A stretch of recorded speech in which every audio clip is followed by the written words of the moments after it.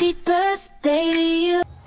Hi guys! Today is my birthday. I'm officially 20 years old today and Nonoy Ricky brought me some present. Here, we have here mango grahams guys.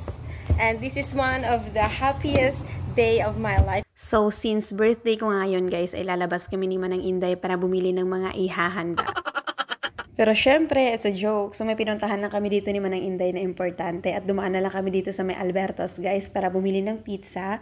At saka bumili din kami ng cake, tapos 20 na candles, tapos coke lang. Very simple lang for my 20th birthday. Parang pang snacks, pang merienda, ganun lang yung atake nito. Para simple lang, pero very memorable.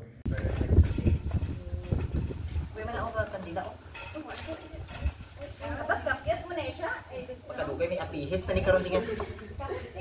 Apihis na.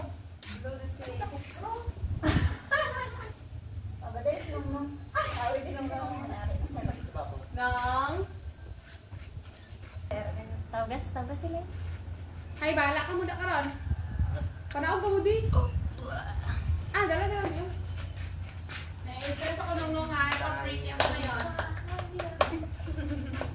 Pagnoon tani karon may apihis ng pizza. Dali ka mo di. Init ko yun. Makakanta ka niya sa happy birthday. Dahil na kami pahampa, may games kita, tungit ka gano. Usoy.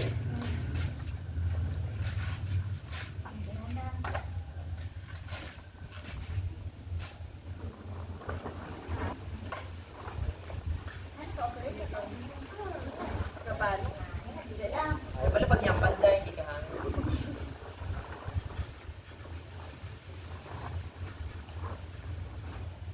Ay, tuka ko. Yun na. Gonsai chisamida. Gonsai chisamida. Gonsai kumariku. Chingaling kumpoy. Kimparim pampoy chin. Kimpanoy poy. Happy birthday na. Happy birthday sa'yo. Happy birthday sa'yo. Make it faster. Happy birthday sa'yo.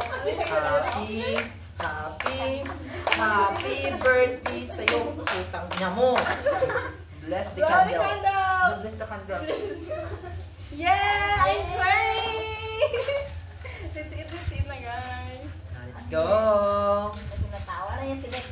Wait lang. Diyos ko. Okay na, game na. Yay! The Father, the Son, the Holy Spirit.